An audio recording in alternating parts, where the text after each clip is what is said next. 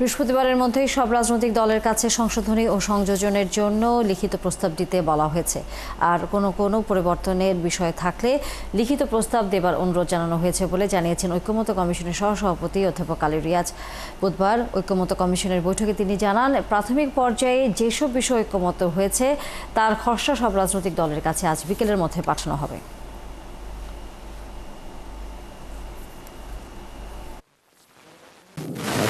যে বিষয়গুলো আছে তার মধ্যে কিছু যেটি আমরা সকলেই লক্ষ্য করেছি যে বেশ কিছু বিষয়ে আলোচনা আসলে শেষ হয়েছে। এগুলো একটি মাত্র বিষয়ে গতকাল শেষের দিকে আমরা এক জায়গায় এসেছি, সেটার একটা লিখিত ভাষ্য আপনাদেরকে দেওয়া হবে। সেটা হচ্ছে সংসদে নারী প্রতিনিধিত্বের প্রশ্ন।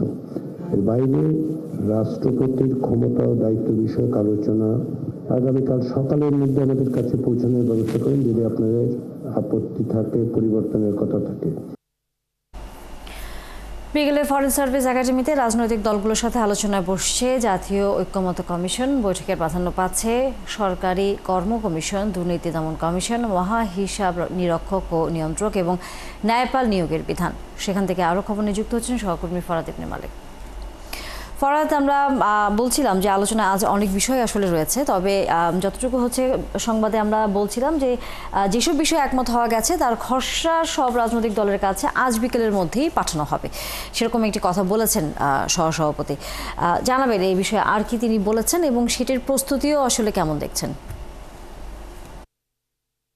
আলোচনা ৩টের দিকে শুরু হয়েছে। আলোচনা শুরুর প্রাককালে প্রধান ঐক্যমত্য কমিশনের সহসভাপতি তিনি কিন্তু জানিয়েছেন একটা বিষয়, যে একটা খসড়া তারা তৈরি করেছেন, আজ বিকেলের মধ্যে রাজনৈতিক দলগুলোর কাছে খসড়া পাঠিয়ে দেন এবং রাজনৈতিক দলগুলোর যদি কোনো বিষয় দ্বিমত থাকে, প্রথম পর্যায় থেকে শুরু করে দ্বিতীয় পর্যায়ে সবগুলো বিষয় যদি কিন্তু থাকে, তাহলে তারা যেন ঐক্যমত্য কমিশনে লিখিতভাবে এই প্রস্তাবগুলো পাঠান। আর শুরুতে সংসদে নারীর প্রতিনিধিত্ব, অর্থাৎ নারীদের আসন কতগুলো হবে, কিভাবে নির্বাচন হবে, এই বিষয়গুলো নিয়ে আলোচনা শুরু হয়েছে। আলোচনা বিএনপি এর আগে একটা প্রস্তাব দিয়েছিল যে যেহেতু প্রথমবারের মতো হবে, সেহেতু প্রথমবার 15টি অর্থাৎ 5% সংসদের 300 আসন হিসেব করে 5% আসনের মধ্যে যাতে করে তারা 5% আসনের মধ্যে সরাসরি নির্বাচনের বিধান রাখে সংসদের নারীদের জন্য।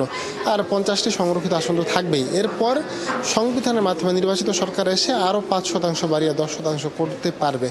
এক্ষেত্রে বেশ কিছু রাজনৈতিক দল তারা দ্বিমত পোষণ করেছে, কেউ একমত পোষণ করেছে, আবার অনেকে এই যে আলোচনা এত দীর্ঘদিন ধরে হচ্ছে, এই আলোচনা আসলে আইনি ভিত্তিটা কি হবে, একটা নির্বাচিত সরকার করবে, তাহলে আলোচনার কি মানে থাকলো, এসব প্রশ্ন তুলে তারা সুপ্রিম কোর্টের মাধ্যমে যেভাবে তত্ত্বাবধায়ক সরকারটি অন্তর্বর্তীকালীন সরকারটি গঠিত হয়েছে সেভাবে আইনের মাধ্যমে যাতে করে এর একটা আইনি ভিত্তি দেওয়া যায়, যাতে করে রাজনৈতিক দলগুলো নির্বাচনে জয়ী হয়ে তারা সংসদে গিয়ে এই সংশোধনীগুলো আনতে বাধ্য থাকে, সেই বিষয়গুলো নিয়েও কিন্তু কথা হয়েছে।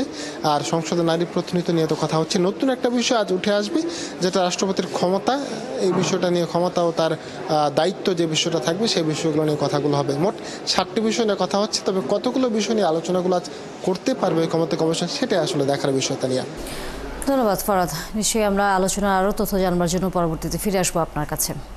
দর্শক, সহকর্মী ফরাদ ইবনে মালিক ছিলেন আমাদের সাথে ঐক্যমত্য কমিশনের যে বৈঠক চলছে রাজনৈতিক দলগুলোর সাথে, সে খবর নিয়ে।